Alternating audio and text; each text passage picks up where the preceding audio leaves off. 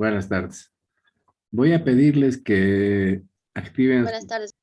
buenas tardes, activen sus cámaras para que no demoremos tanto. Van a disculpar, no he podido entrar antes, acabo de llegar del consultorio. Y siempre se presentan algunos imprevistos y pacientes que quieren atención inmediata y bueno, todo un lío. Ya van a ver cuando estén médicos los contratiempos que van a tener ustedes también. Entonces, les pido disculpas por haber empezado un poquito tarde. Bueno, vámonos directamente al tema. Estábamos viendo síndromes de preexcitación. No sé si hemos visto síndromes de preexcitación. No, no sé si lo hemos visto, pregunto. Ya vimos, doctor, estábamos en arritmias. Estamos viendo las generalidades. Las generalidades de arritmias. Muy bien. Entonces vamos a entrar ahí. A ver.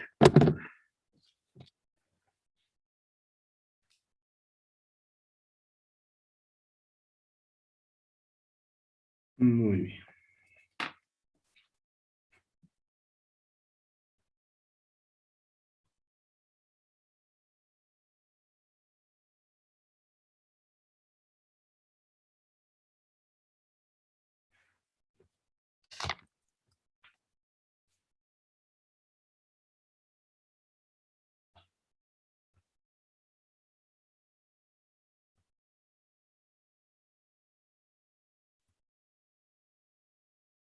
Bueno.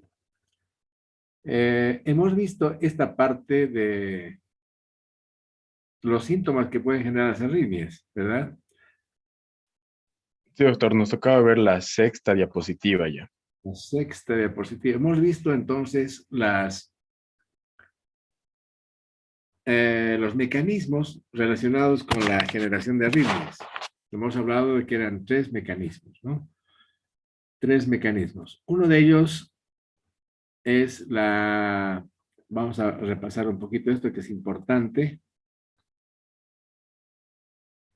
Por postpotenciales. Habíamos dicho de que la membrana, después de que se genere el potencial de acción, no queda tan estable, sino que se generan fenómenos iónicos que van a aumentar un poco el voltaje. Acá van a haber ingreso de iones de carga positiva, sean estos sodio y calcio, y que la membrana no va a quedar entonces tan estable.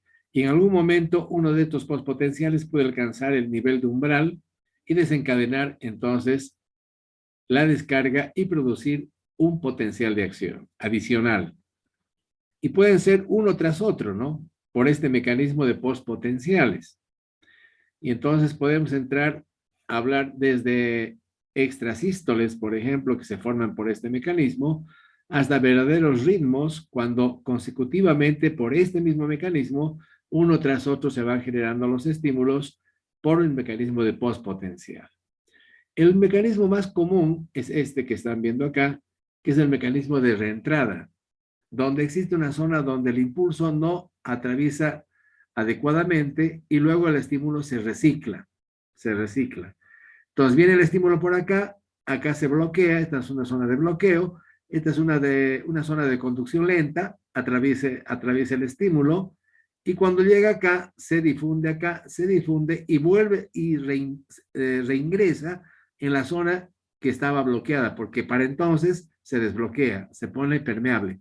Y de ese modo se genera un fenómeno de reciclaje del estímulo en forma permanente o una sola o dos, dependiendo si va a producirse extrasístoles aislados o se va a producir un ritmo patológico que si esto está ubicado a nivel ventricular, por ejemplo, se puede producir una taquicardia ventricular mediante este mecanismo llamado de reentrada. Requiere un circuito llamado circuito de reentrada, por lo tanto, una vía lenta, una que se bloquea y un estímulo que se recicla. Y el otro mecanismo es el mecanismo automático. Eso no está acá porque es la posibilidad de que fibras que normalmente actúan como fibras sódicas y de respuesta rápida ingresan a actuar con mecanismo automático de autogeneración de estímulo. Esto se llama mecanismo por foco automático. O sea, en otras palabras, células que normalmente tenían no tenían capacidad automática, no tenían automatismo, adquieren automatismo mediante fibrosis o mediante fenómenos de isquemia. Está claro esto, ¿no? Pero el mecanismo más común de todos es este mecanismo llamado de foco de entrada, circuito de entrada, perdón.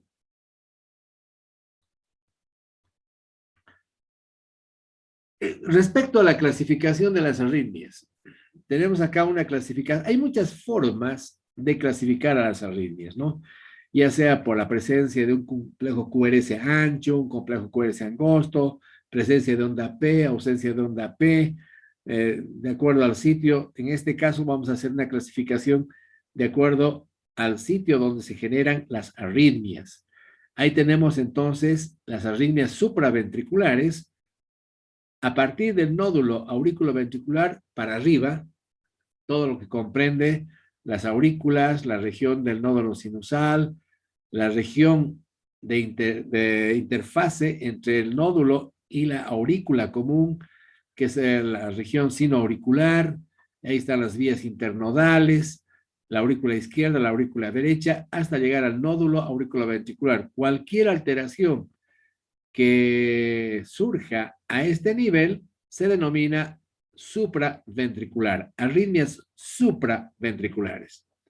Y ahí tenemos la taquicardia sinusal, la bradicardia sinusal, las arritmias sinusales, puede haber bradicardia con arritmia, puede haber taquicardia con trastorno del ritmo, paro sinusal, contracción auricular prematura, o sea, extrasístoles auriculares, flúter auricular, que ya son ritmos patológicos, la fibrilación auricular, que también son ritmos patológicos, y la combinación del flúter y de la fibrilación llamado fibroflúter auricular. Luego tenemos trastornos de la conducción, que ya hemos hablado, ya hemos visto algo de esto. Tenemos los ritmos de la unión auriculoventricular, las taquicardias nodales, por ejemplo, la taquicardia nodal, y lo que hemos visto son los bloqueos auriculoventriculares de primer grado, de segundo grado, de tercer grado, que pueden provocar bradicardias, por ejemplo. Luego tenemos el ritmo idioventricular acelerado, llamado también RIVA, que es una forma de taquicardia ventricular lenta, y bloqueos de rama, que también hemos visto bloqueos de rama derecha, de rama izquierda, que pueden llegar a provocar alteraciones en el ritmo cardíaco. Luego, arritmias ventriculares. Bueno, hemos hecho entonces la división de arritmias supraventriculares y arritmias ventriculares. Todos los focos ectópicos que surgen por debajo del nódulo auriculoventricular, incluido las de His, denominamos arritmias ventriculares. Ahí tenemos las extrasístoles ventriculares, las taquicardias ventriculares, flúter ventricular, fibrilación ventricular. Es una clasificación sencilla. Hay clasificaciones mucho más complejas. En este caso vamos a basarnos en esta clasificación. Acá vamos a encontrar, vean ustedes, en esta diapositiva, en la parte superior, vemos un ritmo sinusal normal, asumiendo de que esta derivación es la derivación D2, que es la más común y usual del plano frontal que utilizamos para estudiar la onda P y la presencia de ritmo. Ritmo sinusal normal, a una frecuencia de 1, 2, 3, 4, casi 73, 72 por minuto, con una onda P normal y un complejo QRS que le sigue y una repolarización normal, es decir, un ritmo sinusal normal. Vean ustedes abajo una taquicardia sinusal, ¿no? Y una bradicardia sinusal. La taquicardia sinusal y la bradicardia sinusal pueden, en la mayoría de las personas, y de hecho es así, ser respuesta a la acción vagal o a la acción adrenérgica, ya sea por el ejercicio o por un estado emocional determinado, y ser absolutamente normal.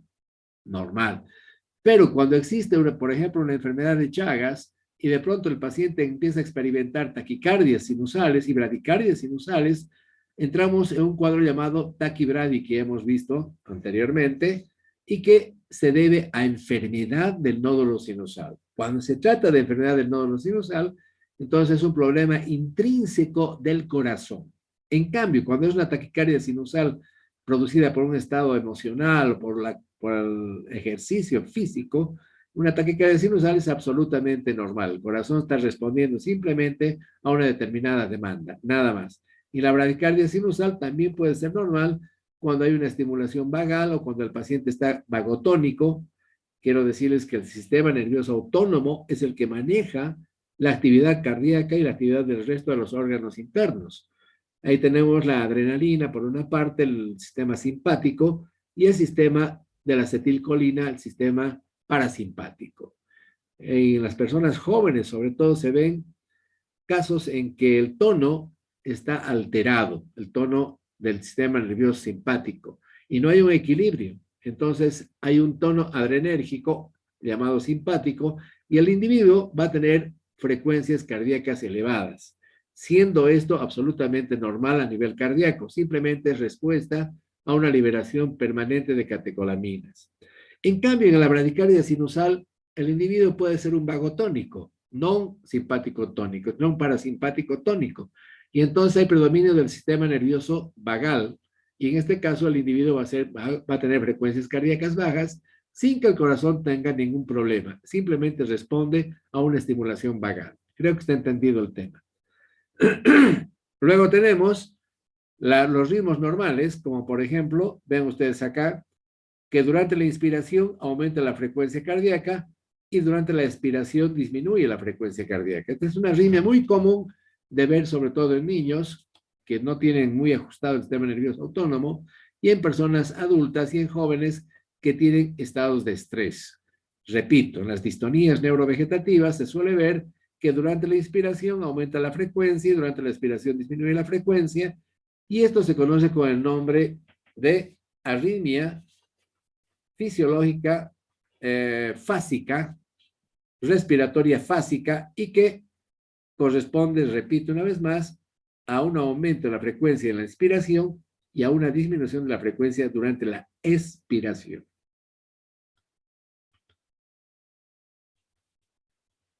En esta, vean ustedes, hemos visto los bloqueos, ¿no? Los bloqueos sinoauriculares, y hemos repasado.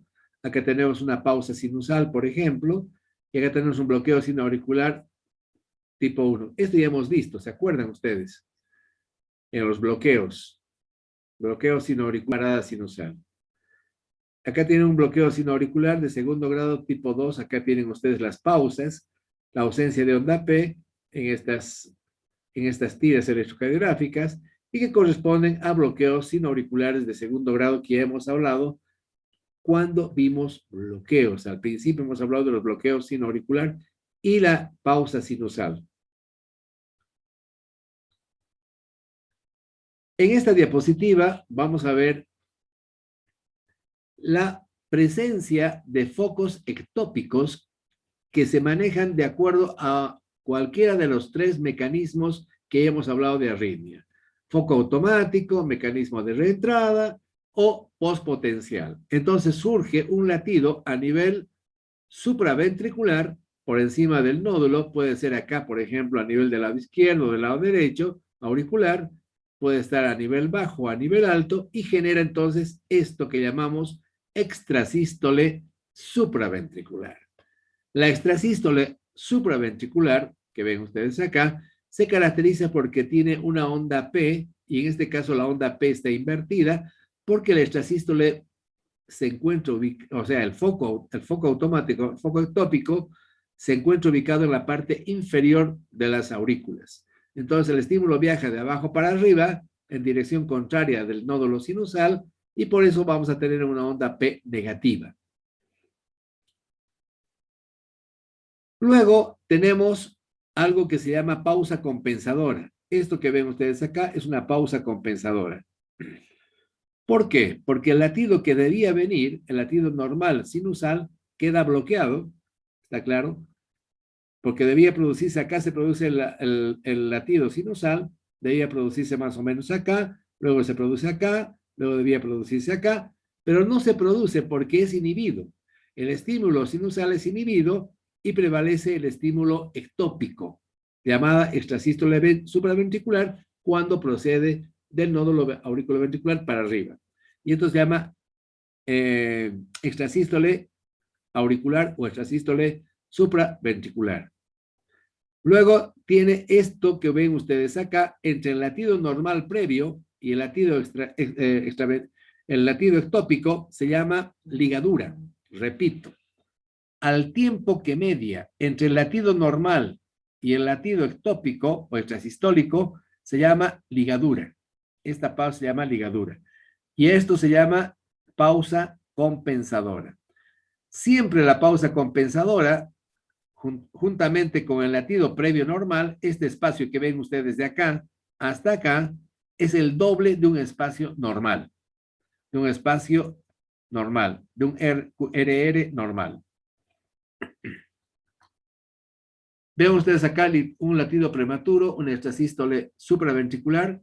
Vean que la morfología del complejo QRS es absolutamente igual que la morfología del ritmo normal, porque la activación ventricular es normal. Aquí simplemente ha habido un latido anticipado auricular que le gana al latido sinusal y se genera entonces este latido extra que se llama extrasístole supraventricular y que tiene, repito, una ligadura que es este tiempo entre el latido normal previo y la extrasístole y una pausa llamada pausa compensadora. Repito una vez más, el tiempo que va entre el latido normal previo y el latido posterior es el doble que el RR normal. Pero acá hay una cosa que me llama la atención. Aquí hay una extrasístole, evidente, y acá vean ustedes, hay un latido auricular, pero que no tiene la misma forma de la onda P. Esta onda P es totalmente diferente. Entonces pareciera que hubiese una arritmia auricular aparte del extrasístole, o sea, aparte tenemos como que el latido, el impulso cardíaco, el foco sinusal, no solamente el foco sinusal, sino que también existen focos auriculares que van a dar ondas P de diferente morfología. Acá ven ustedes una extrasístole, pero con deformación del complejo QRS. Aquí el complejo QRS no se parece como acá. Este complejo QRS es parecido al ritmo de base, al ritmo normal. En cambio, este complejo QRS es más ancho y tiene una repolarización negativa. Esto corresponde a una extrasístole ventricular, ¿ya? A una extrasístole ventricular. También tiene una ligadura y tiene una pausa compensadora. Bien, esto que ven ustedes acá es lo que se llama síndrome taquibradi, por enfermedad del nódulo sinusal. Vean ustedes qué está pasando acá. Está pasando que acá es un latido normal, hay una pausa grande, prolongada, y se presenta una frecuencia cardíaca alta con intervalos variables, acá en este caso variables, está bien acá, que podría corresponder esto muy bien a una fibrilación auricular lenta, o mejor dicho, delimitada. Acá aumenta la frecuencia cardíaca, el complejo QRS es totalmente normal, porque es supraventricular, y acá retoma nuevamente el ritmo. Esto se llama síndrome taquibradi. Hay pausas y taquicardia consecutiva. Esto que ven ustedes abajo es lo que caracteriza a la taquicardia paroxística supraventricular. ¿En qué consiste la taquicardia paroxística supraventricular? Es un foco que nace en el nódulo aurículo-ventricular y que estimula en forma consecutiva, generando una taquicardia y donde no existe onda P, pero existe regularidad en el ritmo. Ven ustedes, esto es rítmico, es rápido, tiene una frecuencia de más de 150 latidos por minuto y tiene QRS angosto sin onda P, porque la onda P está dentro del complejo QRS. Debe estar dentro del complejo QRS. ¿Y por qué está dentro? Porque nace en el nódulo aurículo-ventricular y viaja del nódulo aurículo-ventricular hacia la aurícula y hacia el ventrículo. Por lo tanto, vamos a tener una taquicardia rítmica con QRS angosto y sin onda P. Esto es lo que caracteriza a la taquicardia paroxística supraventricular. Es una de las taquicardias más comunes después de la fibrilación auricular. En esta diapositiva, lo que pretendo mostrarles a ustedes es lo que se llama ritmo auricular caótico o taquicardia auricular multifocal, también se llama. Se presenta en algunas cardiopatías como el infarto, en algunos cuadros neumónicos, en el tromboembolismo pulmonar, en el asma, problemas de tipo pulmonar con hipertensión pulmonar, en la sobredosis de teofilina, que es un broncodilatador, en la sobredosis de la digoxina también se suele presentar, que es un cardiotónico, en la hipocalemia, en la hipomagnesemia. Son algunos cuadros en los que se puede presentar esta arritmia, ritmo auricular caótico. Vean ustedes el trazado. Vean ustedes el trazado. En primer lugar, es un ritmo donde no existe una separación de RR regular. Esto es totalmente irregular, es arrítmico. Vean ustedes, los RR son variables, los intervalos son totalmente variables y las ondas P también son variables. Vean ustedes, una onda P picuda, una onda P negativa, una onda P acá de diferente morfología a esta. Esta es una onda P también distinta. Todas las ondas P son variables, son diferentes. Acá no hay onda P porque el estímulo está naciendo en el nódulo auriculoventricular. O sea, que tenemos diferentes focos de activación auricular con diferentes morfologías de onda P. Eso se llama ritmo auricular caótico. ¿Está claro? Quiero decirles que este tipo de ritmo, por ejemplo, voy a explicar mejor esto. Aquí la onda P es positiva. Hagamos de cuenta que esto es D2, en primer lugar, tira en D2. La onda P acá es Roma y parece que procede del nódulo sinusal.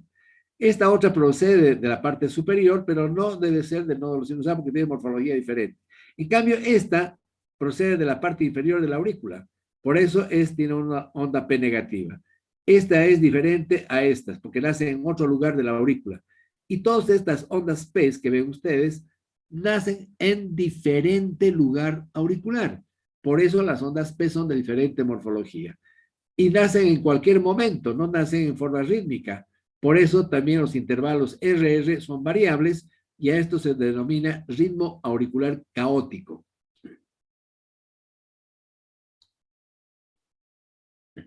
Aquí tienen ustedes una taquicardia auricular paroxística.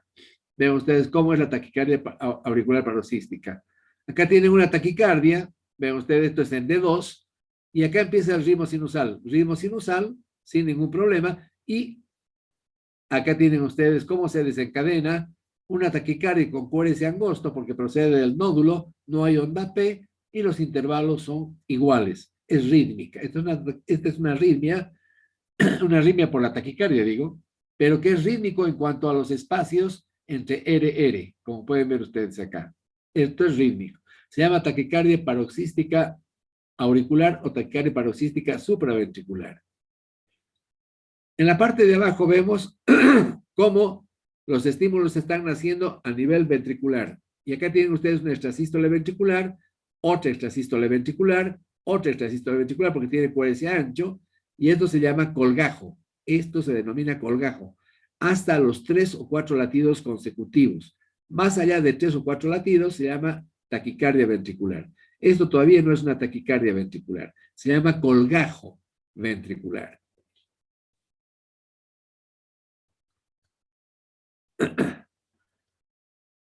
Bueno, acá tienen ustedes, a ver, acá tienen ustedes, ven ustedes un ritmo sinusal con onda P y aquí hay una pausa, ¿está claro? Y esta pausa, si es el doble de este intervalo, se llama, y hemos hablado, bloqueo sinoauricular. Es un bloqueo sinoauricular. ¿Por qué? Porque el intervalo largo que hay acá, aquí hay ausencia de onda P, es exactamente el doble que un intervalo normal. Acá abajo vean ustedes qué es lo que está sucediendo acá. Que entre la aurícula derecha y la aurícula izquierda se produce un mecanismo de reentrada. El estímulo se recicla en las aurículas y en cada vuelta que da el estímulo genera una onda que ven ustedes acá, llamadas ondas en serrucho. Esto es una fibrilación, esto es un aleteo auricular. Esto es un aleteo auricular, llamado también flúter auricular. Repito, ¿en qué consiste el flúter auricular? En que el estímulo se recicla, el estímulo auricular se recicla entre las dos aurículas, se recicla, y cada vuelta que da el estímulo genera una onda que se llama, y en algún momento entra el estímulo. Vámonos un poquito para atrás, creo que no están entendiendo muy bien esto. Vamos a hablar esto acá. Les voy a explicar acá. Bueno, acá tenemos esta imagen. Hemos dicho que acá tienen el nódulo aurículo-ventricular. Acá tienen el nódulo aurículo-ventricular. Y acá tienen el nódulo sinusal. Cualquier arritmia que se produce por encima del nódulo se llama supraventricular. Cualquier arritmia que viene por debajo del nódulo se llama arritmia ventricular. Ventricular. Bueno, el nódulo está contemplado dentro de las estructuras supraventriculares. Por lo tanto, las arritmias nodales son también supraventriculares. Bien, si se produce un latido ectópico acá, por ejemplo, o se produce acá, o se produce en cualquier parte de la región supraventricular, se llama extrasístole supraventricular o auricular. Si es uno solo, se llama extrasístole aislada. Si se presentan dos juntas, se llama dupla. Si se presentan tres seguidas, se llama triplete. Si se presentan más de 4, se llama colgajo. Si se presentan más de 7 u 8, se llama ritmo. O sea, es decir, una taquicardia auricular. ¿Se entiende? Todo es cuestión del número de latidos consecutivos que se vaya presentando para que sean latidos aislados extrasistólicos o únicamente sea una taquicardia supraventricular. A nivel ventricular pasa lo mismo. Cualquier estímulo que nace en los ventrículos se llama extrasístole.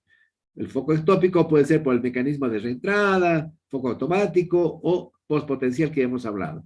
Si se presenta uno solo, se llama aislado, extrasístole ventricular aislada. Se presentan dos juntas, se llama dupla. Se presentan tres seguidas, triplete. Y se presentan más de 4, colgajo ventricular o taquicardia ventricular más de 7. ¿Se entiende esto? Ahora van a ver ustedes acá, lo que estábamos hablando. Acá tienen ustedes, ven ustedes, cuando se recicla el estímulo, esto es cuando se recicla. Puede surgir un foco, mejor, puede surgir un circuito de reentrada donde el estímulo viene por acá y se recicla. Da la vuelta, da la vuelta, da la vuelta, y esto se llama flúter auricular. Y en cada vuelta el estímulo trata de entrar por el nódulo, y sigue reciclándose. Pueden haber 3 veces que se recicla y el cuarto pasa. 3 veces se recicla, el cuarto pasa. Eso puede ser rítmico, como ven ustedes acá. Fíjense ustedes acá. Acá tienen ustedes, en esta parte de abajo, ven cómo en el flúter el estímulo se ha reciclado, ha producido un latido, acá otro, y recién después del tercero ingresa a estimular ventrículo. Acá 1, 2, 3 y ingresa. 1, 2, 3 e ingresa. Y esto se llama flúter auricular de carácter rítmico o de conducción uniforme, que llamamos, como ven ustedes acá. ¿Está claro esto? ¿Se entiende? Ahora el estímulo puede reciclar 2 veces y entrar, luego reciclarse 4 veces y entrar, luego 5 veces y reciclar. Entonces, en caso los RR van a ser variables, no va a ser rítmico como acá. Entonces se llama flúter auricular con conducción variable, con arritmia, por los intervalos variables. ¿Se entiende esto? Ahora tienen ustedes acá lo que es la fibrilación auricular. La fibrilación auricular, escúchenme bien, ¿qué es lo que pasa? Vean ustedes lo que sucede. Bueno, acá vamos a terminar. Quiero explicar esto nada más.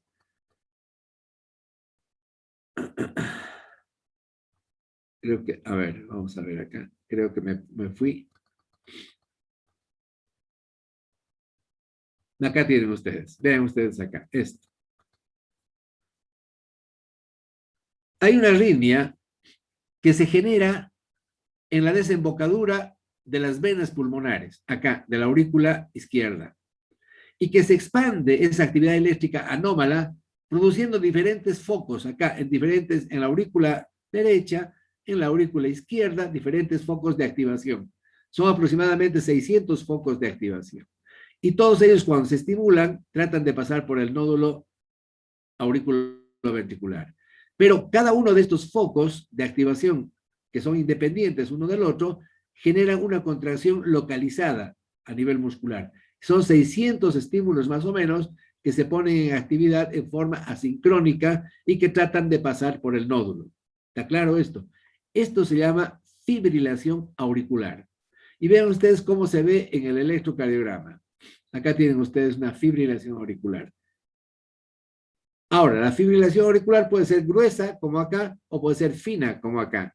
Fíjense ustedes las ondas que se producen, las múltiples ondas. Cada una de estas corresponde a una estimulación de una zona de las aurículas que se genera esta activación por un foco automático, múltiples focos automáticos en las aurículas, aproximadamente 600 focos automáticos con diferente actividad en el tiempo. Son totalmente variables en el tiempo y es una actividad totalmente asincrónica. Las aurículas se mueven como si fuera una lata de gusanos y cada estímulo trata de pasar por el nódulo y genera una estimulación ventricular, como pueden ver ustedes acá. En este caso ha pasado el estímulo y es totalmente irregular. Es totalmente arrítmico. Los RR son variables, totalmente variables. Y acá tienen ustedes ondas de llamadas de fibrilación. Cuando la arritmia esta se instala recientemente, las ondas son gruesas, pero cuando ya pasa un tiempo y se cronifica el cuadro, ya aparecen ondas más lentas. Acá se llama fibrilación fina. Esta es una fibrilación fina y esta es una fibrilación gruesa. Bueno, ahí nos vamos a quedar. Después vamos a hablar de las extrasístoles ventriculares. Esta es una extrasístole ventricular. Están haciendo acá, por ejemplo, el foco y genera un QRS ancho. Igual que las extrasístoles supraventriculares, tiene una ligadura, que es el tiempo entre el latido normal y el extrasistólico, y un tiempo llamado pausa compensadora. Desde la extrasístole hasta el siguiente latido normal. Bueno, supongo que deben tener 50,000 dudas sobre este tema, pero yo les aconsejo que lean un poquito lo que son extrasístoles, lo que son por la frecuencia de presentación, pueden ser duplas, tripletes, colgajos, taquicardia. Vamos a repetir, me comprometo a repetir esto la próxima clase. Vamos a ver nuevamente con calma. Nada más, salimos a sala. Bueno, voy a pedir que desbloqueen sus cámaras, por favor, para que podamos vernos. Desbloqueen sus cámaras, por favor, para que podamos despedirnos. No es un tema fácil. Las arritmias siempre ha sido un tema un poquito complicado. Un poquito complicado. Pero la próxima clase vamos a repetir con calma. Les voy a mostrar algunos otros ejemplos. Simplemente tener una idea. ¿Cuáles son los mecanismos de arritmia? 3. O sea, foco automático, mecanismos de reentrada, con circuitos de reentrada que ya hemos hablado, y postpotenciales. Cuando estos actúan a nivel por encima del nódulo, se llaman supraventriculares. Cuando actúan abajo, se llaman ventriculares. Cuando es un foco que genera un solo estímulo y produce una extrasístole, puede ser supraventricular o ventricular, se llama aislado. Si son dos juntas, porque el estímulo se ha reciclado 2 veces, entonces se llama dupla. Si se recicló 3 veces, se llama triplete. Más de 3 se llama colgajo. Por encima de 3 se llama ritmo patológico, que puede ser supraventricular o ventricular. Creo que está entendido esa parte. Nada más, chicos, no es fácil, no se preocupen, no se sientan desmoralizados. Vamos a volver a repetir. Me comprometo que van a salir sabiendo lo que es arritmias cardíacas. Nos vemos la próxima clase. Cuídense mucho. Hasta luego, chicos. Que estén muy bien. Hasta luego, doctor. Hasta luego.